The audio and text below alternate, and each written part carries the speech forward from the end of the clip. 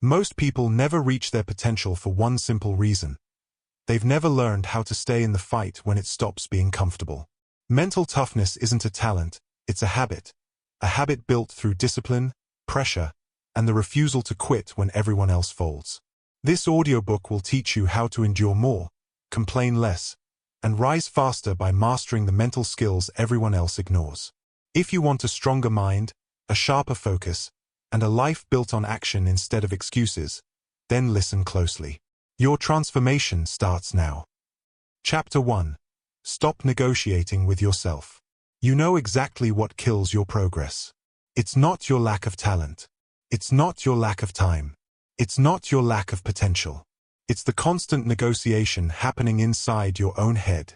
The small conversations you think don't matter. The micro-excuses that slip through the cracks. The bargains you make with weakness. That's what destroys your momentum. Not the big failures, the small negotiations. Every time you say, "I'll do it later," you weaken your identity. Every time you say, "I deserve a break," when you didn't earn it, you fracture your discipline. Every time you say, "I'll start tomorrow," you tell your mind that your word means nothing. And here's the truth. You cannot build mental toughness on a foundation of broken promises. You cannot rise if you keep giving in to the soft voice inside you. You cannot win if you keep negotiating with your limitations. You have a choice. Every single morning, you have a choice. You can negotiate with your weakness, or you can execute like someone who wants to win. That's the key. That's the entire game. Mental toughness starts with one rule. A rule most people ignore because it's uncomfortable, inconvenient, and brutally unforgiving. When you decide, you execute. No debate. Say it again. When you decide, you execute. No debate. This rule sounds simple, but it's the foundation of every result you want. Because the moment you remove negotiation, you remove hesitation. When you remove hesitation, you remove fear. When you remove fear, you create momentum. And momentum is the force that separates the average from the exceptional. Let's break this down. The hidden damage of micro-negotiations. Negotiation happens in tiny, almost invisible moments. The alarm goes off. You think, 5 more minutes. That's negotiation. You have a workout scheduled. You think, it's been a stressful day. I'll go tomorrow. That's negotiation. You have work to finish. You think, I'm not feeling it. I'll do it later. That's negotiation. These micro-negotiations feel harmless. They feel reasonable. They feel justified. But each one erodes your identity. Each one sends a message to your subconscious. My decisions don't matter. My commitments are flexible. My emotions decide my life. And that message is poison. Because your mind believes what you repeatedly do. If you repeatedly negotiate, you build a pattern of negotiation. If you repeatedly hesitate, you build a pattern of hesitation. If you repeatedly submit to emotion, you train yourself to be controlled by emotion. Mental toughness dies in whispers, not explosions. You have a choice. To stop those whispers before they take root. The rule, when you decide, you execute. There's a reason the world's most disciplined people operate with strict, unforgiving rules. They understand something you must understand now. If you leave your decisions open to emotion, emotion will steal everything from you. So the rule is simple. When you decide, you execute. No debate. Not later. Not when you feel like it. Not when it's convenient. Not when motivation strikes. Immediately. With force. Because the moment you hesitate, the negotiation begins. And once negotiation begins, you've already lost control of the steering wheel. You don't need their permission. You don't need inspiration. You don't need better circumstances. You need one thing: execution without negotiation. High performers live by this rule. Not because they have superhuman willpower, but because they completely eliminate choice in the moment of action. If the workout is on the schedule, they do it. If the writing session is set, they do it. If the standard is established, they meet it.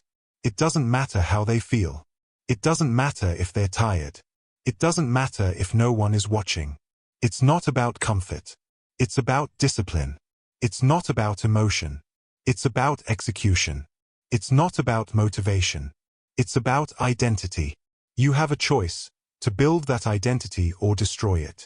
No one can make that choice for you. Real examples: the power of non-negotiation. Let's talk about what this looks like in the real world. Elite athletes don't ask themselves if they feel motivated to train. They train because that's who they are. They execute because their standard demands it. They don't negotiate with fatigue. They don't negotiate with discomfort. They don't negotiate with fear. High-level entrepreneurs don't negotiate with self-doubt. They make decisions and move. They trust their commitment more than their emotions. And because they act fast, they learn fast. Because they learn fast, they grow fast. Special Forces operators have a phrase: the standard is the standard. Not the standard when you feel good. Not the standard when it's easy. The standard, period. No debate. People who win in life remove internal negotiation. They execute like professionals, not amateurs. They act from identity, not impulse. They act from commitment, not emotion. That's the key to mental toughness. Not talent. Not luck. Not confidence. Execution without negotiation. What you must do starting today. Here is your practical transformation. 1. Identify the 3 places you negotiate most. Is it your mornings? Your workouts? Your habits? Be honest. Self-honesty is the foundation of discipline. 2. Set a rule. 0 negotiation allowed in those areas. Not 1. Not sometimes. 0. You make the decision once. Then the rule executes it for you. 3. Practice acting immediately. Not later. Not after you think. Not after you feel. Immediately. Because immediate action kills negotiation. Immediate action builds confidence. Immediate action builds identity. You have a choice. Stop negotiating with yourself and start becoming who you said you would be. When you stop negotiating with yourself, you take control of your mind. When you take control of your mind, you take control of your life. And once you take control of your life, nothing can stop your momentum.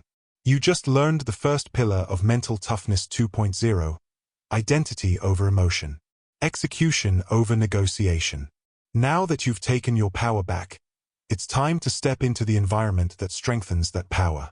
You mastered the conversation in your head. Now, let's talk about the environment that shapes your strength. Chapter 2. Discomfort is your training ground. Discomfort is not your enemy. Discomfort is not a barrier. Discomfort is not a punishment. Discomfort is the training ground of a stronger you. It is the forge. It is the classroom. It is the gym for your mind. And if you want mental toughness, real mental toughness, the kind that holds under pressure, you must stop running from discomfort and start using it. This is the first truth you must accept. Resilience is built, not born. And the material used to build it is discomfort. You have a choice. Every day, you have a choice. To step into the discomfort that builds you, or step back into the comfort that weakens you. That's the key.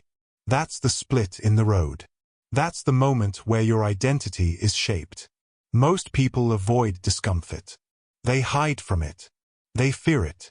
They treat it like a threat instead of a teacher. But not you. Not anymore. You are going to rewire the meaning of discomfort. Because the meaning you attach to discomfort determines your entire future. Discomfort builds resilience. Nothing else does. Look at the strongest people you admire. The calm ones. The focused ones. The people who don't break under pressure. They weren't born that way. They built that strength by facing discomfort, again and again, until it stopped being something they feared and became something they used. Cold exposure. Early mornings. Hard workouts. Long hours of focus. Sacrifices no one else sees. These are metaphors for one thing: choosing discomfort when comfort is available. That's where resilience is formed. Not in perfect conditions. Not in easy routines. Not in predictable schedules. Resilience comes from friction, from pressure, from choosing the harder path because the harder path shapes you. You don't need their permission to step into discomfort.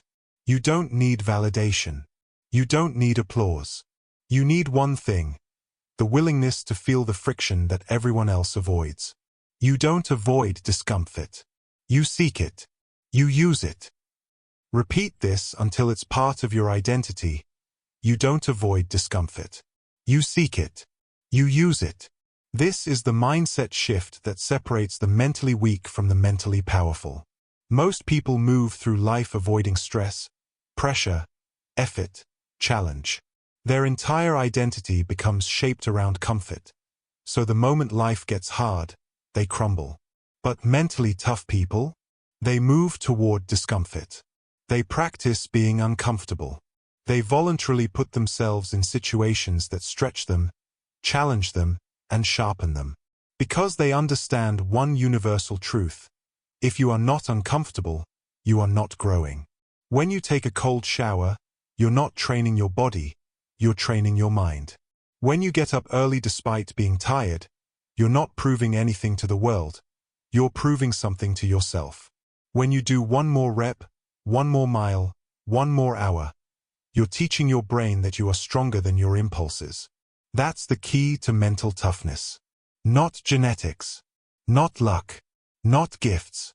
Training, repetition, exposure to discomfort until discomfort becomes familiar. You have a choice: to use discomfort or be used by it, to embrace it or run from it, to let it build you or let it break you. Controlled adversity rewires the brain. Here's what discomfort really does: it rewires your brain. It reshapes your nervous system. It teaches your body how to stay calm inside chaos. Controlled adversity, the discomfort you choose, becomes a simulation for real adversity, the discomfort life throws at you. When you push yourself through cold, your brain learns to relax under stress. When you push yourself in workouts, your brain learns to operate under physical pressure. When you wake up early, your brain learns discipline over fatigue. When you sit in silence instead of grabbing your phone, your brain learns patience over impulse. Controlled adversity builds the capacity to handle uncontrolled adversity. You stop collapsing under pressure because you've practiced what it feels like. You stop panicking in difficult situations because your mind recognizes stress as a normal sensation. You stop quitting when things get hard because your identity is trained to push through discomfort, not escape it. This is neuroplasticity in action. This is mental toughening at the biological level. This is how discipline becomes instinct. It's not magic. It's not motivation. It's not positive thinking. It is training. And training requires discomfort. Training requires friction. Training requires you to step into the places you once avoided. You don't need their permission to evolve. You don't need a perfect plan. You need repeated exposure to the edges of your comfort zone. Every time you choose discomfort, you shift the wiring of your mind. Every time you face discomfort, you strengthen the circuits that help you stay calm, stay present, and stay disciplined. Every time you embrace discomfort, you reinforce your identity as someone who does hard things. That is the transformation. That is the upgrade. That is Mental Toughness 2.0. What you must do starting today. Here's your real-world blueprint. Simple, direct, non-negotiable. 1. Pick one daily discomfort and commit to it. Cold exposure. Early mornings. No phone for the first hour of the day. A disciplined workout. A task you avoid. Choose one and do it daily. Not because it feels good. Because it doesn't. 2. Increase discomfort gradually. Add 1 minute. 1 degree. 1 rep 1 hour. Small increases create massive shifts. It's not about pushing yourself to injury. It's about pushing yourself to evolution. 3. Use discomfort as a signal, not a stop sign. When it gets hard, lean in. When it feels uncomfortable, breathe deeper. When your mind complains, keep going. Repeat the new identity. You don't avoid discomfort. You seek it. You use it. You have a choice. The choice to step into the fire that strengthens you. Discomfort is not punishment. Discomfort is preparation. Discomfort is the environment where mental toughness is forged and identity is rebuilt. You've learned to embrace the training ground. You've learned to use discomfort as a tool instead of running from it. And now that you're building resilience, it's time to build consistency. You mastered the mindset of discomfort. Now, let's talk about the power of disciplined action. Chapter 3: The Discipline of Doing It Anyway. There is one skill that separates amateurs from professionals. One skill that separates talkers from doers. One skill that separates the people who dream from the people who dominate. That skill is simple. It is brutal. It is unglamorous. And it is the foundation of mental toughness. The ability to act when you don't feel like it. The discipline of doing it anyway. This is the line that most people will never cross. The line between intention and execution. The line between potential and results. The line between wanting and achieving. Most people only take action when they feel motivated, when they have energy, when the conditions are perfect, when their emotions cooperate. But the truth is this: if you only act when you feel like acting, you will never build the life you want ever. Because motivation is fragile, emotion is inconsistent, inspiration is temporary. Discipline is permanent, discipline is stable, discipline is reliable. You have a choice every single day. You have a choice. To act based on emotion, or to act based on identity.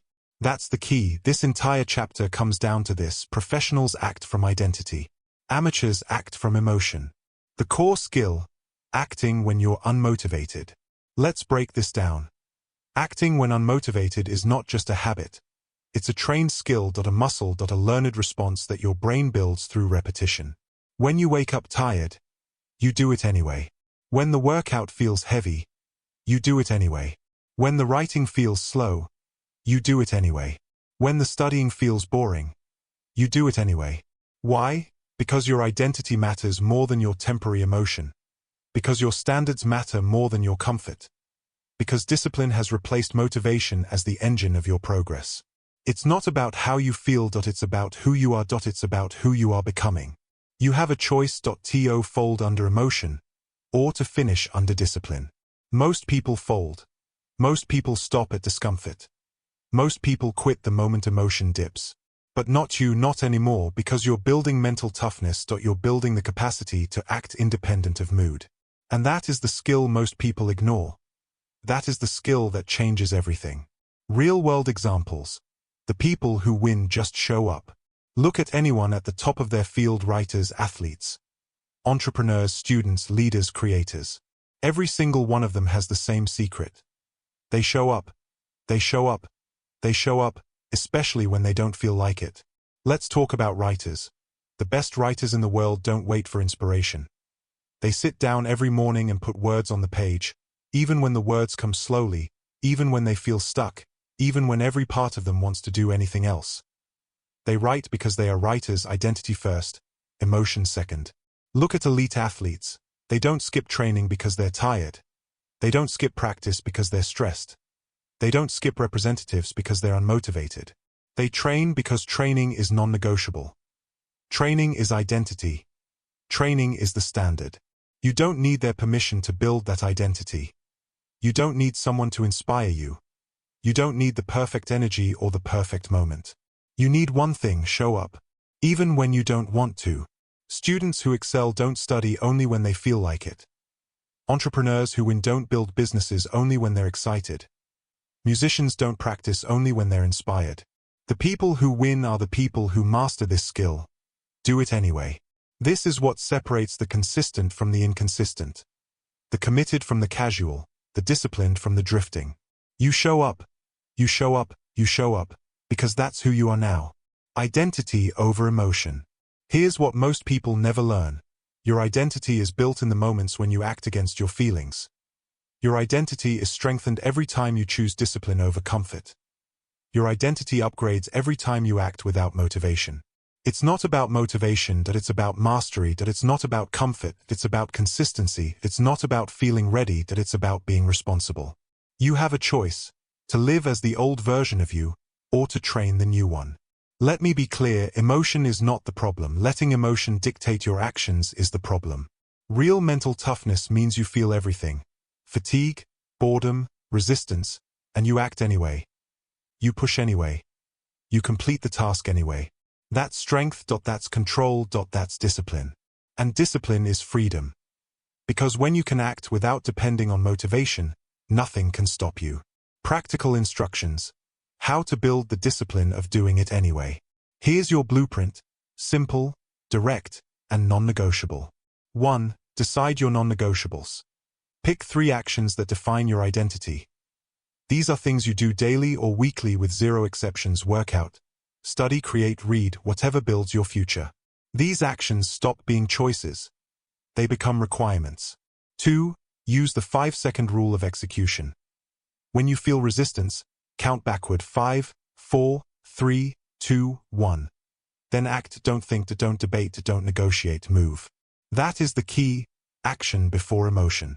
3. Start and finish the task. Even on bad days.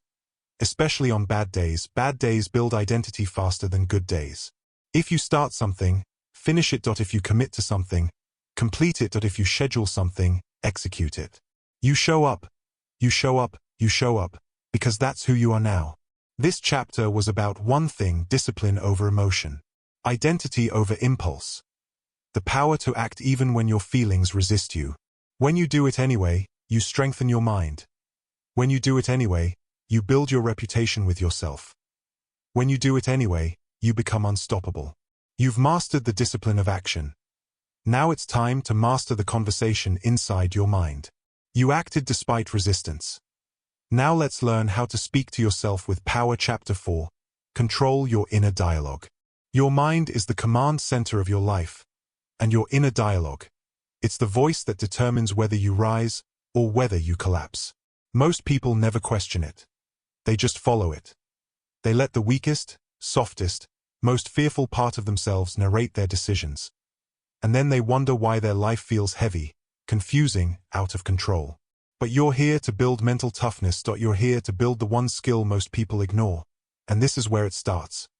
You have to control the voice in your head. Not fight it. Not negotiate with it. Control it. Because here's the truth you've ignored for years. Your self-talk drives your behavior, not your goals. Not your dreams. Not your vision board. Your self-talk decides everything. If the voice in your mind tells you you can't, you hesitate. If it whispers this is too much, you slow down. If it says you deserve a break, you quit early. And you've done that for so long, it became normal that it became automatic. You didn't even notice it happening. But now you will. Because now you understand something simple and powerful. You have a choice. That's the key. You can rewire that voice. You can retrain it. You can make it work for you instead of against you. The power of the loop.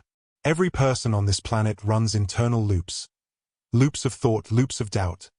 Loops of fear, loops of strength. Some people run loops that reinforce action. We go anyway. We finish. This is who we are. They hear resistance and override it automatically. Others run loops that reinforce avoidance. I'm tired. Maybe later. I don't want to mess up.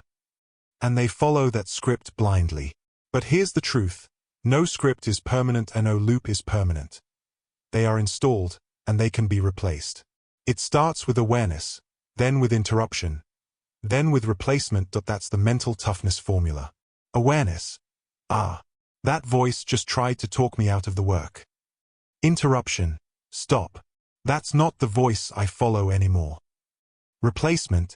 This is what we do. We finish. Again and again. Repetition is the rewiring. Because it's not about confidence, it's about discipline. It's about choosing a new voice. You have a choice every time. The script you repeat becomes the person you are. You don't need motivation.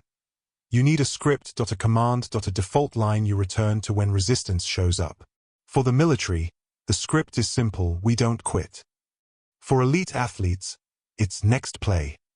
For entrepreneurs who survive chaos, It's we solve problems. And for you, you need a phrase that shuts down doubt before it grows teeth. Try this. This is what we do. Say it when your alarm goes off. Say it when the workout feels heavy. Say it when fear whispers something soft and seductive. Say it when your goals feel far away. This is what we do. It realigns you with action. It reminds you of your identity, not your mood. Or this, we finish. Because starting is easy, everyone starts. You know that you've done that 1,000 times. Mental toughness is about finishing. Especially when the energy is low. Especially when the motivation is gone. Especially when no one is watching. We finish. Repeat that until it becomes the voice that leads your life. Or this one, we don't quit. Short. Direct.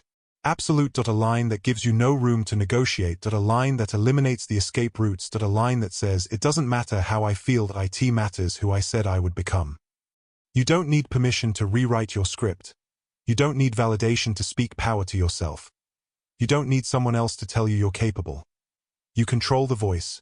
You set the tone. You build the loop. That's discipline in motion. Negative self-talk is not honesty. It's a habit.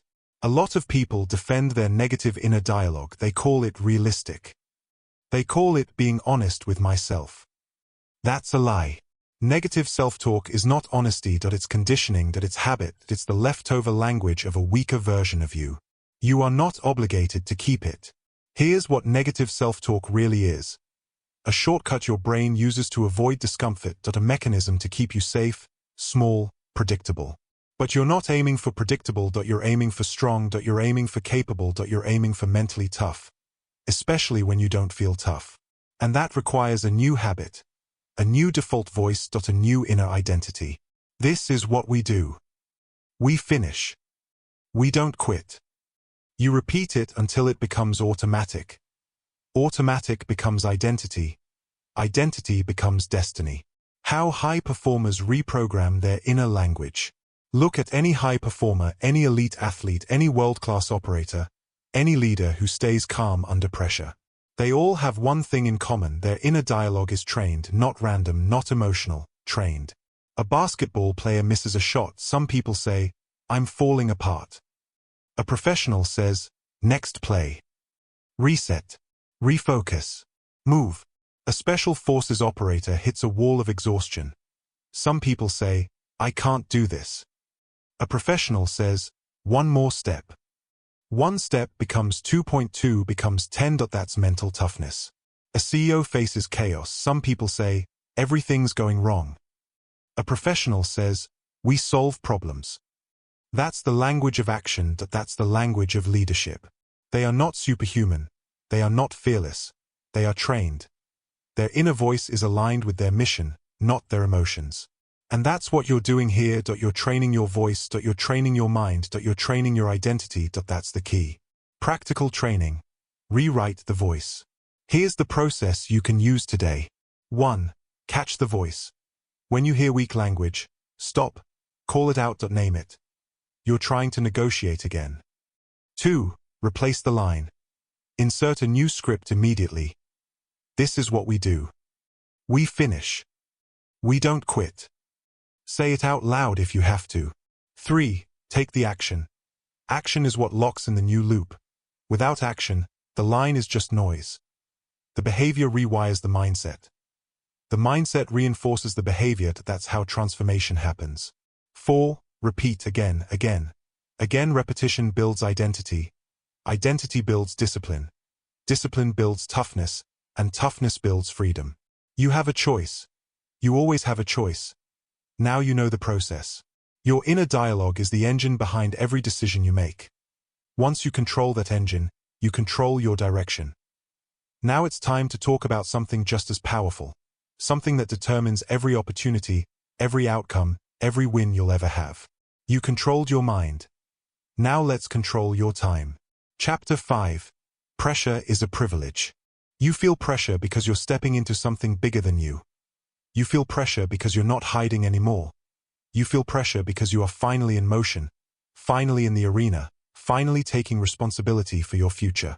Most people run from that feeling. They treat pressure like a threat. They treat expectations like a burden. They treat challenges like an attack. But not you, not anymore, because here is the truth most people never learn. Pressure is a privilege. Pressure is proof that you're aiming at something meaningful. Pressure is proof that you're waking up to your own potential. Pressure is proof that you're stepping out of the crowd and into the work. If you feel pressure, it means there is something worth fighting for. If you feel pressure, it means there is something at stake. If you feel pressure, it means you are in the arena. Stay in the arena. That's the key. You have a choice. You can collapse under it, or you can rise with it. You can avoid it, or you can use it. You can fear it, or you can convert it into strength. Pressure doesn't break you. Pressure reveals you, and that revelation, that is the beginning of mental toughness. Pressure is the signal of growth. Anytime you push your limits, pressure appears. Anytime you pursue something meaningful, pressure appears. Anytime you shift from comfort to progress, pressure appears. Of course it does. You're stretching, you're expanding, you're confronting old patterns that want to hold you back. Pressure is not the enemy. Pressure is the indicator, the sign, the proof. It says you're close to something important. You're close to a breakthrough. You're close to the version of you that doesn't quit. People who never feel pressure are not lucky. They are stagnant. They are stuck in the same routines, the same circles, the same habits, the same safe little world where nothing is demanded of them. They feel calm because nothing is required of them. That is not peace. That is avoidance. That is a slow death disguised as comfort. But you feel pressure because your life is expanding. You feel pressure because your standards are rising. You feel pressure because you're choosing growth over ease, and growth carries weight. But you can carry it. You can handle it. You can thrive under it. That is the discipline being built right now. The difference between collapse and focus. There are two types of people in every high-stakes moment. The first group collapses. They crumble because they misinterpret pressure as a sign of danger. Their breathing changes. Their thinking gets small. Their emotions get loud. They want out. They want relief. They want someone else to take responsibility. Pressure exposes their lack of preparation. But there's another group, a smaller group, a sharper group, a more dangerous group. The group that uses pressure, the group that sharpens under stress, the group that understands pressure is not punishment, it's refinement. These are the people who take a deep breath and lock in. Their mind gets clearer. Their eyes get calmer. Their focus tightens, their performance rises. They don't collapse, they concentrate. Because they understand something simple. Pressure means this moment matters. And if it matters, they show up fully. That's the difference. Point one group wants out. Point one group leans in. Point one group retreats. Point one group commits. You choose your group every day, every moment, every challenge. You have a choice, and you don't need anyone's permission to choose the stronger group. You choose by your response, not by your feelings. Expectations are not a burden. They are a sign of capability. People complain about expectations. They say, everyone is counting on me. They say, what if I fail? They say, I don't want that kind of pressure. But hear this clearly. No one expects anything from someone who has shown nothing. Expectations exist because you have potential. Expectations exist because someone sees your capability. Expectations exist because you've proven you can be more. That's not a burden, that's evidence. Evidence that you matter, evidence that you carry weight, evidence that you have the capacity to deliver. People without expectations are not free, they're ignored, invisible, irrelevant. So when you feel expectations rising, don't shrink, don't apologize, don't run from the responsibility. Lean into it. Own it. Use it. Say to yourself, this pressure means I'm capable. This pressure means I'm trusted. This pressure means I'm evolving. This pressure means I'm in the arena.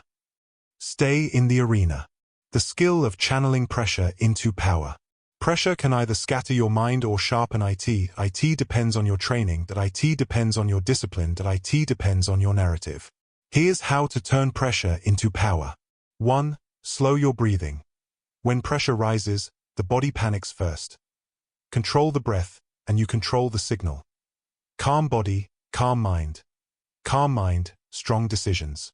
2. Choose your words. Your inner dialogue determines the direction of the moment. This is too much collapses you. I can handle this stabilizes you. This is what we do focuses you. Say it, repeat it, own it. 3. Narrow your focus. Pressure makes everything feel overwhelming. Your job is simple. Shrink the moment. Point 1 task. Point 1 rep. Point 1 step. Point 1 decision. Not everything, just the next thing. That's discipline. 4. Act immediately. Action stabilizes the mind. Motion breaks panic. Do the thing in front of you. Do it with commitment. Do it without delay. Action restores control. This is how the best perform under pressure. This is how champions are built. This is how mental toughness becomes your default. You have a choice, and every time you choose pressure instead of comfort, you sharpen. Every time you choose responsibility instead of escape, you evolve. Every time you choose to stay in the arena, you become the person you were meant to be. You were built for this. Pressure is not happening to you. It's happening for you. To teach you. To stretch you. To prepare you. You're not fragile. You're not weak. You're not overwhelmed. You're under construction. You're being shaped into someone stronger, sharper, more capable than the version of you that came before. You don't need comfort. You need challenge. You don't need praise. You need responsibility. You don't need escape. You need the arena. If you feel pressure, it means you are in motion. If you feel pressure, it means you are alive. If you feel pressure, it means you are becoming the version of yourself that doesn't break. Stay in the arena. Stay in the fight. Stay in the pressure. Pressure is a privilege. Use it. Pressure shapes you. Pressure sharpens you. Pressure shows you who you really are. Now that you understand the weight you carry, it's time to master the one force that quietly drains your strength every day. You handled pressure. Now let's handle your energy. Chapter 6. Stop reacting. Start responding. There is a difference between people who control their lives and people who get controlled by their lives. A difference between people who move with intention and people who get dragged by emotion. A difference between people who stay centered and people who fall apart. The difference is simple. The difference is powerful. The difference is this: reactive people lose. Responsive people win. Every time you react without thinking, you give away power. Every time you get triggered, irritated, offended, or pulled into someone else's chaos, you lose clarity. And clarity is everything. Clarity is direction. Clarity is strength. Clarity is discipline. You have a choice. You always have a choice: react emotionally or respond deliberately. Point 1 burns energy. Point 1 builds control. Point 1 keeps you stuck. Point 1 moves you forward. That's the key. If you want to build mental toughness, you must master your response. Because your reaction is instinct, your response is discipline. And this audiobook is about discipline. Reaction is a drain. Response is a strategy. Every unnecessary emotional reaction costs you energy. Every outburst, every snap, every defensive comment drains your bandwidth. People who react constantly walk around tired, and they don't even know why. They think it's stress, they think it's lack of sleep, they think it's bad luck. But the truth is simple. They're exhausted because they spend their day reacting to everything. A notification, a comment, a look, an inconvenience, someone else's mood, someone else's tone, someone else's expectations. And every reaction pulls them away from their mission. Every reaction pulls them away from their priorities. Every reaction pulls them away from who they're trying to become. You can't build discipline when you're emotionally hijacked. You can't build focus when your reactions run the show. You can't build a powerful mind with a weak trigger. This chapter is about ending that. Ending the emotional leaks. Ending the unnecessary reactions. Ending the loss of control. You stop reacting. You start responding. You take your power back. The pause, observe, execute method. You need a system. A repeatable method. A disciplined way to interrupt your impulses and replace them with intention. Here it is: pause, observe, execute. This is how you take control. This is how you shift from chaos to clarity. This is how you stop letting emotion dictate your actions. 1. Pause. Before the reaction. Before the emotion explodes. Before the words leave your mouth. Stop. 1 second. 2 seconds. A breath. A break. A moment. That pause is power. That pause is control. That pause is the difference between your old life and your new one. The pause interrupts your instinct. The pause blocks the emotional spiral. The pause gives you room to think. Without the pause, you react. With the pause, you choose. You have a choice. 2. Observe. Now you step outside the emotion. You zoom out. You watch your own thoughts. Ask yourself, what is actually happening right now? Is this worth my energy? What outcome do I want? What response aligns with my discipline? This is not weakness. This is strength. This is strategy. Reactive people see only the emotion. Disciplined people see the situation. They don't drown in the moment, they assess it. When you observe, you take the power away from the trigger. You turn a threat into data. You turn a reaction into a choice. That's the key. 3. Execute. Now you respond with intention. Not with emotion.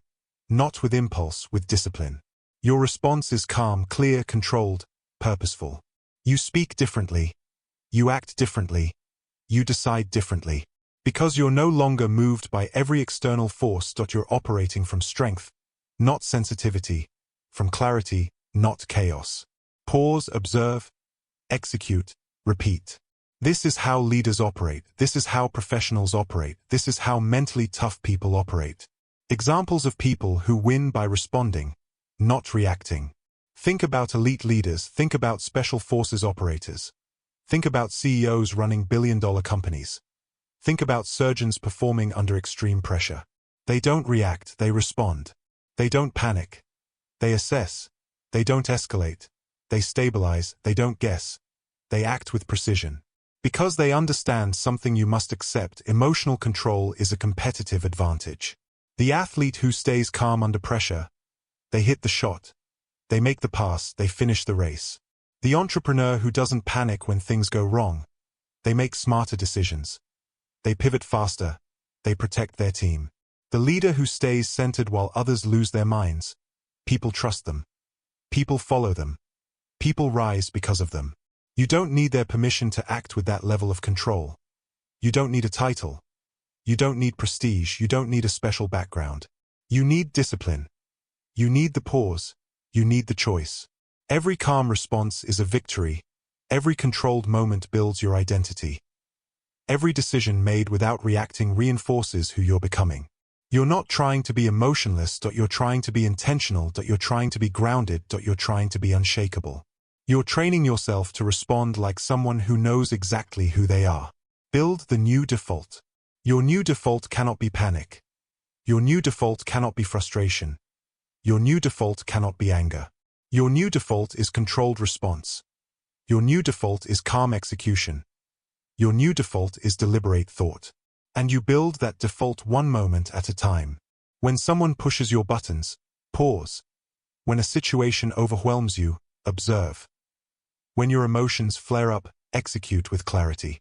You do this again and again, until reacting feels wrong and responding feels natural. That's the transformation. That's the discipline. It's not about perfection, it's about patterns. It's not about never feeling emotion. It's about never letting emotion control your next move. You have a choice, and you choose strength. Every time. Transition to Chapter 7. This chapter taught you how to control your reactions. Stop giving away your power. Respond like someone who is building a disciplined mind. Now it's time to take control of the most valuable resource you have. You mastered your response. Now let's master your environment. Chapter 7. The Power of Small, Silent Habits. Most people think greatness comes from big moves, big decisions, big moments, big breakthroughs. But that's not how real transformation works. That's not how real identity is built. That's not how discipline becomes part of your bloodstream. True strength comes from what you do when no one is watching, from the quiet choices, from the boring tasks, from the habits that never make a headline. Because small habits create big identity. Quiet work creates loud results. Let me say that again. Because it matters. Small habits. Big identity. Quiet work. Loud results. The people you admire aren't powerful because of one dramatic event. They're powerful because they repeat tiny disciplines every single day. They wake early. They clean their environment. They finish things they start. They honor their schedule. They protect their routine. These habits don't look impressive. They don't look special. They don't look dramatic. That's the key. They don't need to look that way. They need to be consistent. You have a choice. You can chase big, flashy progress, or you can commit to the small habits that actually change your life. Identity is formed in the quiet moments. Your identity is not built during hype. It's built during discipline, during routines, during silence. You are not the person you claim to be. You are the person you repeatedly are. Identity is a pattern, identity is a rhythm, identity is repetition. When you wake up early every day, you tell yourself, I show up. When you keep your environment clean, you tell yourself, I respect my space. When you finish what you begin, you tell yourself, I follow through. These are not small messages. These are foundational messages. These are identity messages. You are training your mind. You are shaping your self-concept. You are building the version of you that can handle pressure, responsibility, and growth. Because it's not about talent. It's not about motivation. It's about discipline. It's about who you become through the daily, invisible work. Small habits, big identity. Quiet habits build quiet confidence.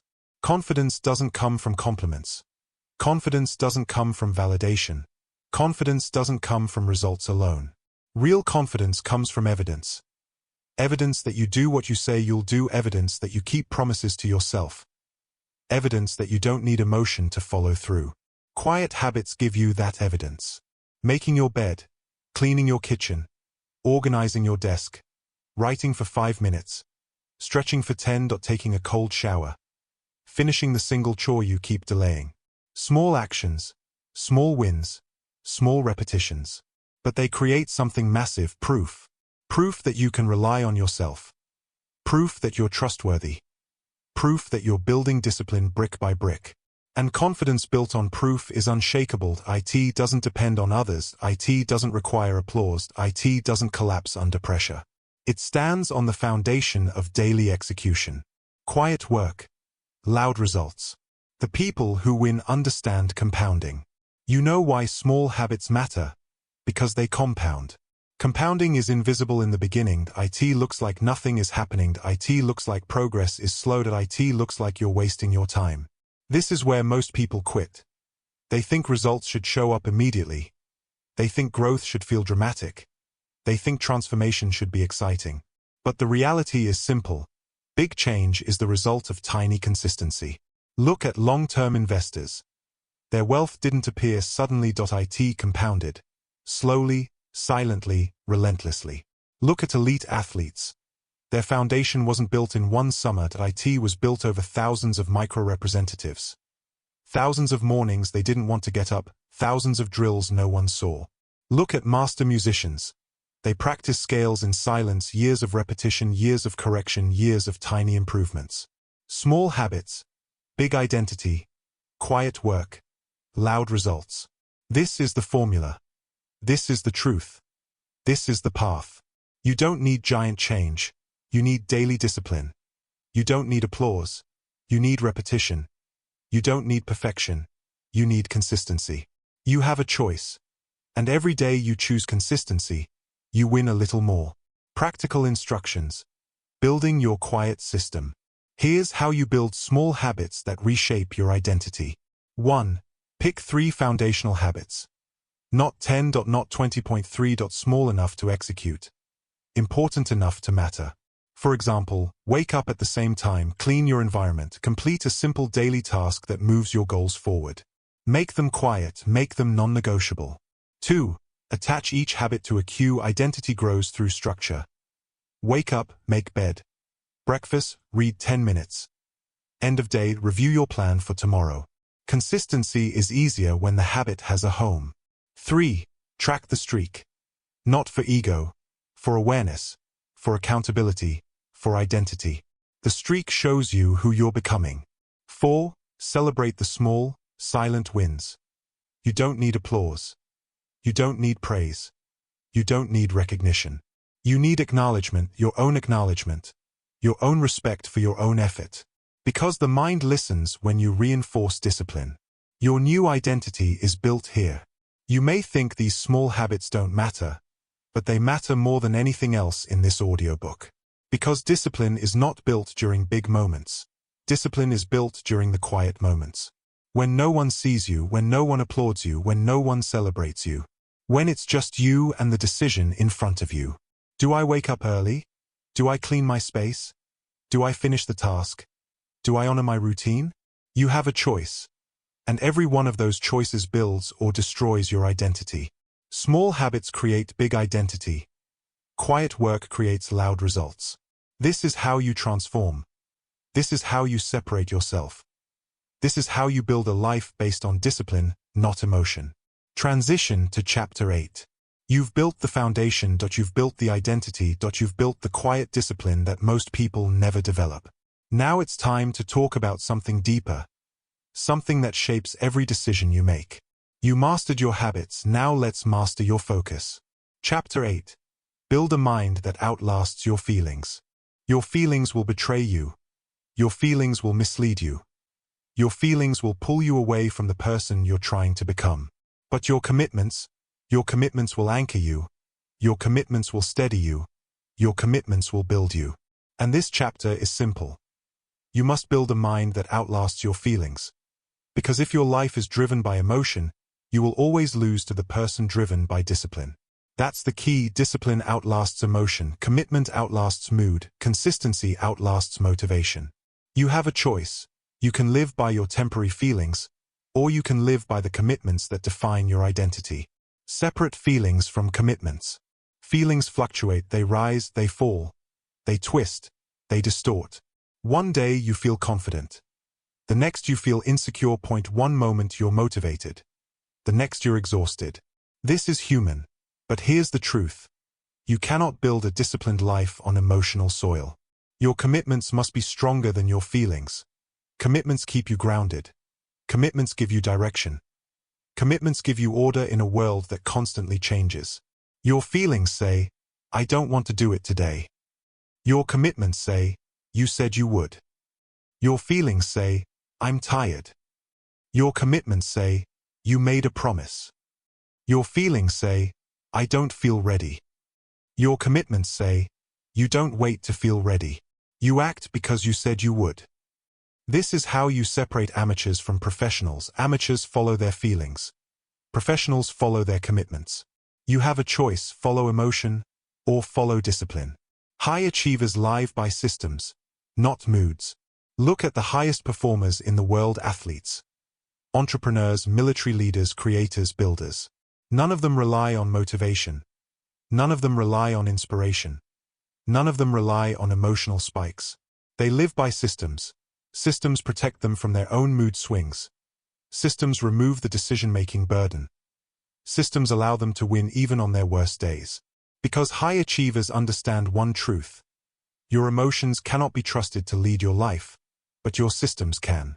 A system doesn't care how you feel. A system doesn't judge your mood. A system doesn't wait for the perfect moment. It executes. It runs. It repeats. You train. You review. You plan. You show up. Even when you're tired, even when you're frustrated, even when you're overwhelmed. Especially then. Because consistency during emotional turbulence builds mental armor. And mental armor is what makes you unstoppable. It's not about being motivated. It's about being disciplined. It's not about feeling strong. It's about acting strong. It's not about emotional comfort. It's about personal responsibility. High achievers understand something simple. Your feelings are loud, but your commitments are louder if you choose them to be. You have a choice. Let your feelings win, or let your commitments lead. The trap of waiting to feel ready. Most people delay their entire lives because they are trapped by feelings. They wait, they hesitate, they stall. They say, I'll start when I feel inspired. I'll show up when I feel confident. I'll try when I feel prepared. But you need to hear this clearly. You will never feel ready, not fully, not consistently, not in a way that lasts. Readiness is a myth. Commitment is real. You don't wait to feel ready. You act because you said you would. You don't wait for courage. You take action and courage follows. You don't wait for clarity. You move and create clarity through motion. This is the mindset shift that changes everything. Act first. Feel later. Your feelings catch up with your discipline, not the other way around. How to build a mind that outlasts feelings. Here's the transformation. Here's the practical blueprint. Here's how you build mental durability that doesn't crumble when emotions shift. 1. Define your non-negotiables. 3 to 5 commitments that are locked in, no matter what.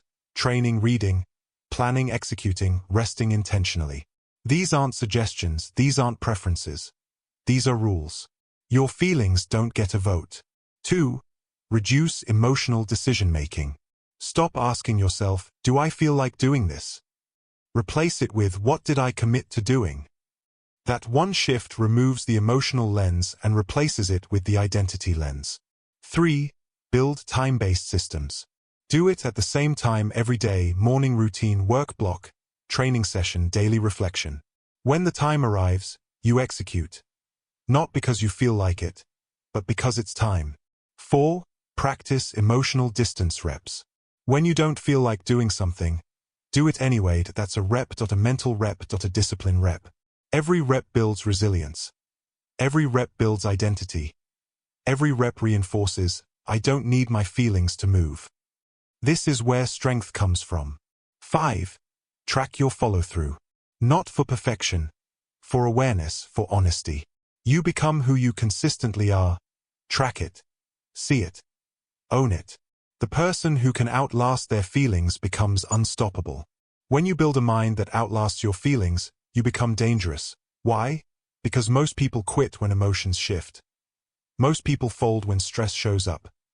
Most people break when discomfort increases. But not you. Because you don't operate on emotion. You operate on discipline. You operate on commitments. You operate on standards. And that makes you unbeatable. The world rewards the person who can do what others avoid. The world rewards the person who acts regardless of mood. The world rewards the person whose discipline is stronger than their emotions. You don't need permission to live this way. You just need a decision. A commitment. A standard. You have a choice. You can live a life controlled by feelings, or you can live a life built on discipline. And discipline wins every time. Every season. Every environment. Because discipline doesn't fluctuate. Discipline doesn't get emotional.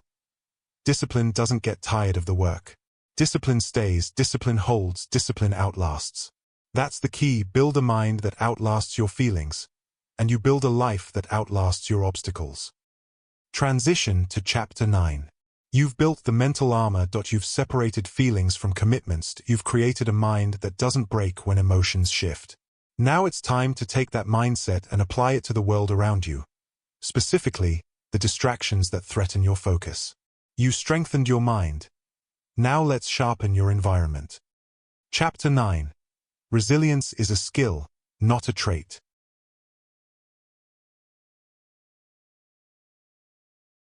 You weren't born tough.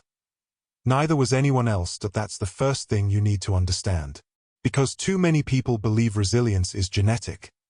They believe toughness is natural. They believe some people are simply built differently. But that's a lie. Resilience isn't magic. Resilience isn't luck. Resilience isn't a personality trait.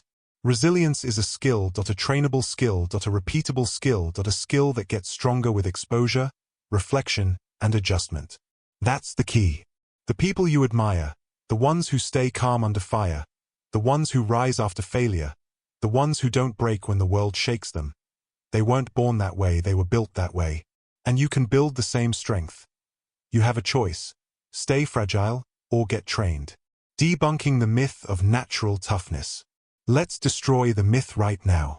Toughness doesn't appear out of nowhere. It's created, forged, chiseled through experience. Nobody wakes up one day magically resilient. Nobody becomes mentally unshakable by accident. Nobody escapes hardship untouched and emerges powerful. Resilience is built in the fire. The setbacks. The disappointments. The failures you didn't want, but needed. People break because they avoid adversity. People stay weak because they avoid discomfort. People remain fragile because they avoid doing the hard thing. But resilience grows from the moments you didn't think you could recover from, and then you did. It grows from the hits you didn't see coming, and survived anyway. It grows from the weight you thought you couldn't carry, until you realized you could. Every setback trains you, every challenge shapes you, every failure strengthens you. You have a choice: take the hit and learn, or take the hit and quit. One builds you. One breaks you. Exposure. The first pillar of resilience. Resilience begins with exposure. Exposure to struggle. Exposure to adversity. Exposure to discomfort. This is why you cannot bubble wrap your life. This is why escaping difficulty kills growth. This is why avoiding pain is the fastest way to stay weak. You grow by meeting the challenge, not dodging it. Look at elite performers, athletes, entrepreneurs, special operations soldiers, leaders who carry the weight of entire organizations. What do they all have in common? They've been exposed to hardship, repeatedly, not once, not twice, but hundreds of times. They train in discomfort.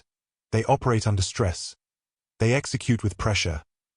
They survive failure after failure and come back stronger. Exposure teaches the mind that adversity isn't fatal. Exposure teaches your nervous system that stress is manageable. Exposure teaches your identity that you can take more than you thought. Small exposures, moderate exposures, massive exposures, they all matter. Every setback trains you, every challenge shapes you, every failure strengthens you. Reflection. The second pillar of resilience. But exposure alone isn't enough.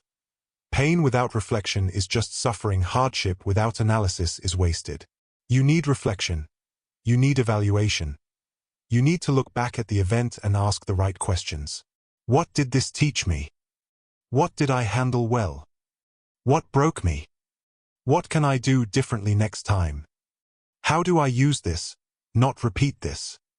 Resilient people don't just bounce back. They bounce back better, they learn, they adjust, they grow. Reflection turns setbacks into strategies. Reflection turns mistakes into mastery. Reflection turns chaos into clarity.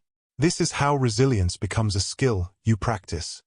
You evaluate, you adjust. You don't avoid adversity. You study it. You don't run from the lesson. You extract it. That's the key. Resilience is built through conscious refinement, not blind endurance. Adjustment. The third pillar of resilience. Exposure gives you the challenge, reflection gives you the lesson, adjustment gives you the evolution. Adjustment is the action step, the change, the shift, the correction. This is where most people fail. They repeat the same patterns. They relive the same mistakes. They recreate the same problems. Not because they're incapable, but because they refuse to adjust. You must become unafraid to pivot, unafraid to change pace, unafraid to shift direction, unafraid to do something new. Resilience is not stubbornness, resilience is adaptability. The oak tree snaps in the storm because it refuses to bend. The reed survives because it adjusts. You don't grow by resisting everything. You grow by adapting to reality. Resilient people are flexible, not emotionally fragile, but strategically adaptable. They don't panic. They don't collapse. They don't deny the situation. They adjust, they shift, they move forward.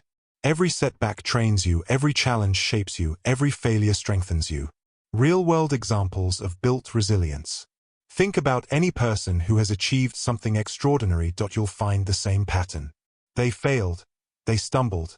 They got rejected. They got knocked down. Writers whose first books were rejected dozens of times, but they kept writing.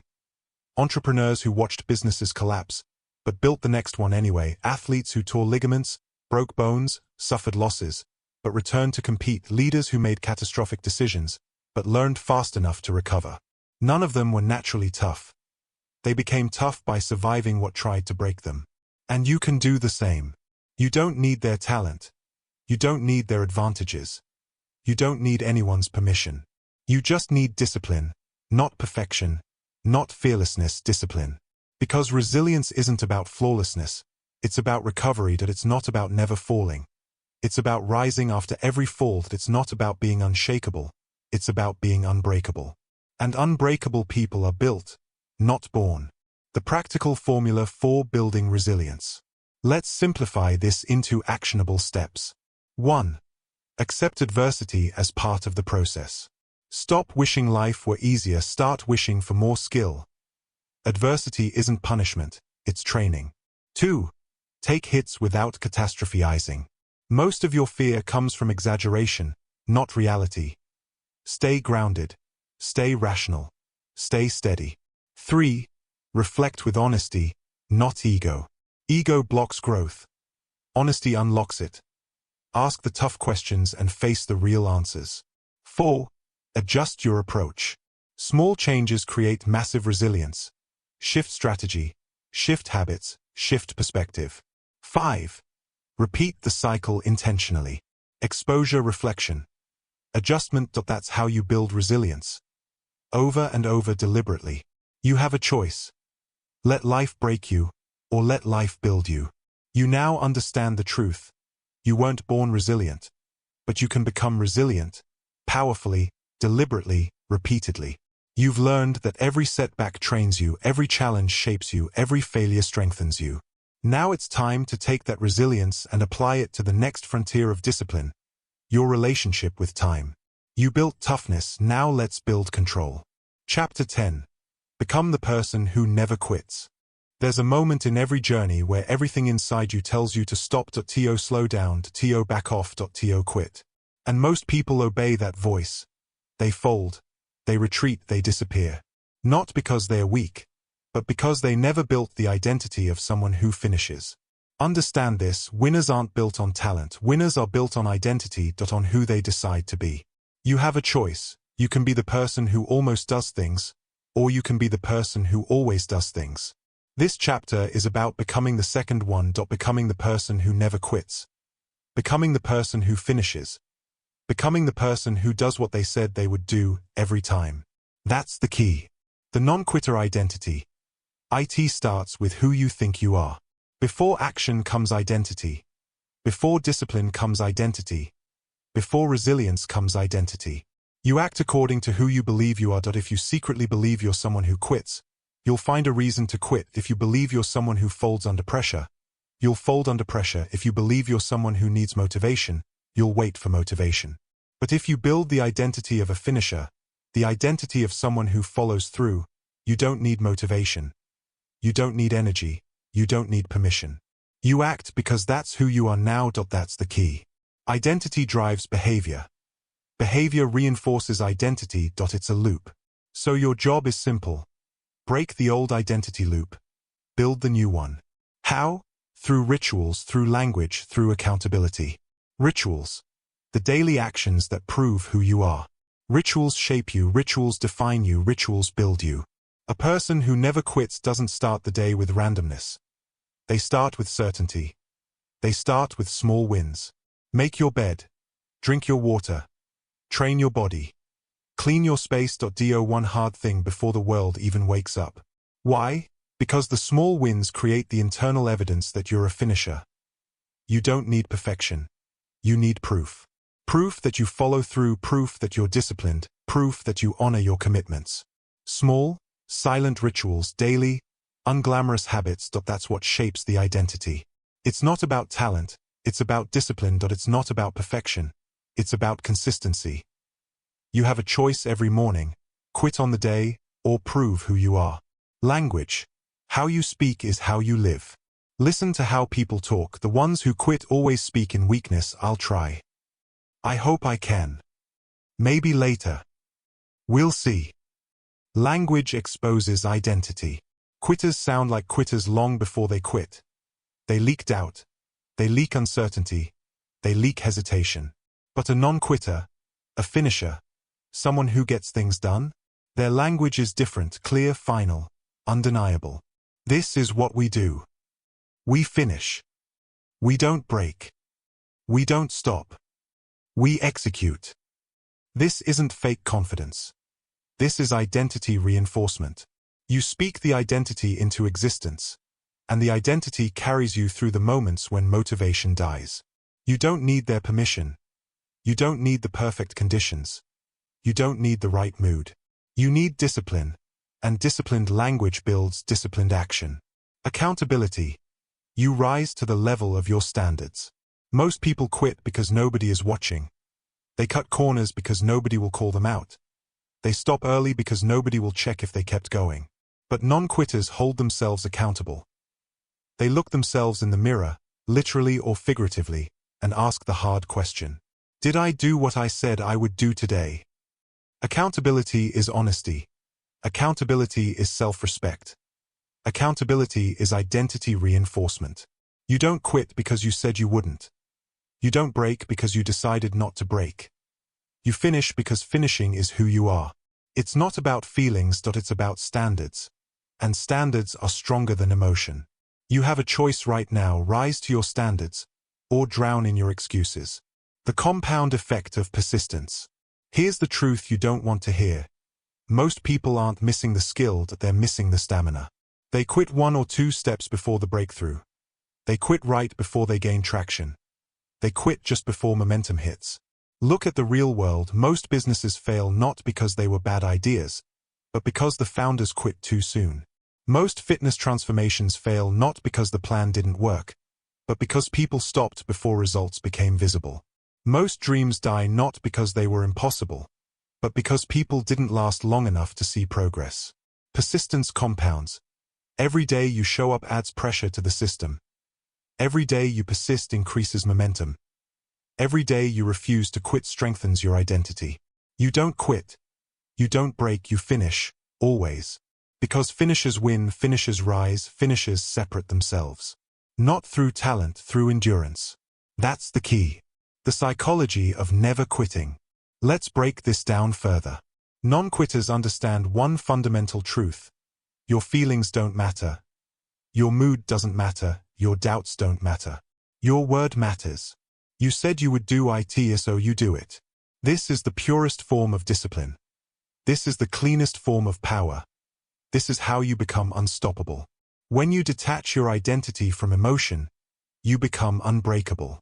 When you detach your commitment from mood, you become consistent. When you detach your action from motivation, you become elite. That's the difference, that's the shift, that's the transformation. You don't quit because quitting no longer feels like an option, that it doesn't fit the identity anymore. You are a finisher now. You follow through, you close loops. You complete the mission. You don't stop when it's hard. You stop when it's done. Practical framework for becoming a non-quitter. Let's give this structure. Here's exactly what to do. 1.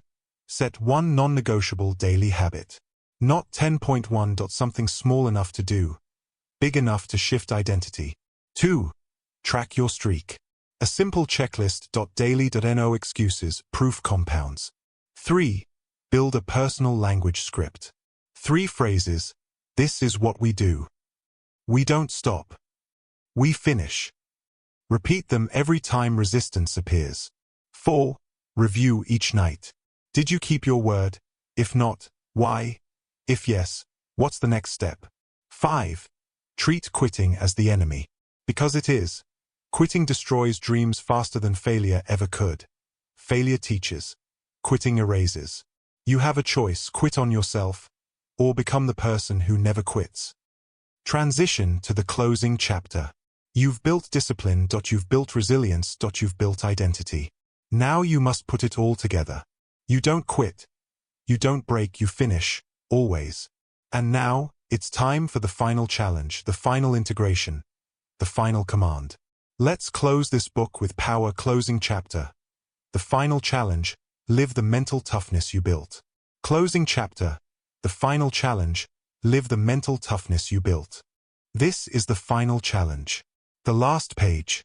The moment everything you've learned stops being theory and becomes a way of life. Because mental toughness doesn't live in your intentions. It lives in your actions. It lives in what you do when no one is watching. It lives in the choices you make when the world isn't applauding you. Here's the truth. Everything you learned in this audiobook is worthless if you don't live it. And that's not an insult. That's responsibility. That's ownership. That's the key. You built awareness. You built discipline. You built resilience. Now you must build consistency. Because consistency is the bridge between who you were and who you're becoming. You have a choice. You always have. You can walk away from this final chapter and go back to convenience. Or you can walk forward into the life you've earned through your focus, your pressure, your discipline, and your silence. And you don't need anyone's permission to choose the harder path. You never did. The final test is real life. Real life will test you. It will test everything we built together. Not once. Not occasionally. Daily. You will wake up on days where nothing makes sense. Days where your emotions scream louder than your principles. Days where quitting feels easier than breathing. And on those days, you will remember this. Your feelings are not your identity. Your discipline is. You are not the voice of fear. You are the action that follows. You are not the chaos around you. You are the calm inside it. The world won't ask you if you're ready. It won't pause for you to stretch, plan, or gather motivation. That's why you must rely on systems. That's why you must rely on the identity you've built. Not the mood you woke up with. A mentally tough person lives by commitments, not impulses. A mentally tough person acts, even when they don't feel like acting. A mentally tough person shows up, even when the world doesn't watch. And now that person is you. Your new standard. From this moment forward, your life operates on a different standard. A standard built from quiet discipline. A standard built from the pressure you chose to carry. A standard built from the habits you stacked, one small brick at a time. You don't lower your standards because someone else is comfortable. You don't dim your discipline because someone else lacks it. Your standard is yours. Your standard is earned. Remember this, it's not about perfection. It's about discipline. It's not about feeling strong. It's about being strong when you don't feel like it.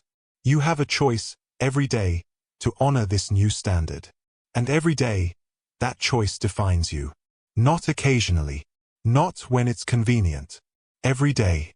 The quiet truth about success. Nobody sees the real work. Nobody applauds the 5 a.m. mornings. Nobody celebrates the nights you stay in to build instead of distract yourself. Nobody cheers when you choose order over chaos, responsibility over reaction, commitment over emotion. And that's fine. Because the real reward isn't applause. The real reward is your identity. Small habits. Quiet discipline. Internal victories.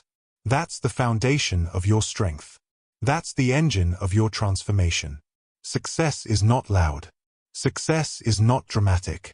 Success is not a highlight reel. Success is a long road built from silent moments where you chose discipline over impulse. Where you chose focus over noise. Where you chose long-term identity over short-term comfort. You've already proven you can do it. Listening to this audiobook is proof. Finishing it is proof. You are not who you were when you pressed play. You changed. Even if it's quiet, you changed. Now you must protect that change. With discipline. With intention. With action. Your final assignment. Your assignment begins the moment this audiobook ends. Not tomorrow. Not when you feel ready. Not when life becomes easier. Now. Here's the final challenge. Live the mental toughness you built. Live it every day. Live it when it's hard. Live it when it's boring. Live it when no one claps. Live it because it's who you decided to become. Take the pressure and use it as proof that you're in the arena. Take the fear and use it as fuel. Take the discomfort and use it as direction. Take the setbacks and use them as training. You have a choice. You always have. And now you know how powerful that choice is. You are the person who responds, not reacts. You are the person who acts, not waits. You are the person who builds, not collapses. You are the person who keeps going, not quitting. You don't quit. You don't break. You finish, always. This is your new identity. This is your new standard. This is your new life. Final transition. You didn't just learn mental toughness. You lived it through every chapter. Now you must practice it with every sunrise. Because this is not the end. This is the beginning of the life you were meant to build. This is your final challenge. Live the mental toughness you built. And don't look back. Mental toughness doesn't arrive by accident. It is forged every day in the moments when you could quit, but don't, when you could complain, but stay silent, when you could step back, but step forward instead. You have learned how to stop negotiating with yourself, how to embrace discomfort, how to control your inner dialogue, and how to operate under pressure without collapsing. You have learned the discipline of doing it anyway, the patience of quiet habits, and the identity of someone who finishes what they start. Remember this. Your mind becomes stronger every time you choose the harder path. Every time you act without excuses. Every time you hold the line. So here is your challenge. Starting today, commit to one hard thing and finish it without hesitation. Prove to yourself who you are becoming. Build the mind that never quits.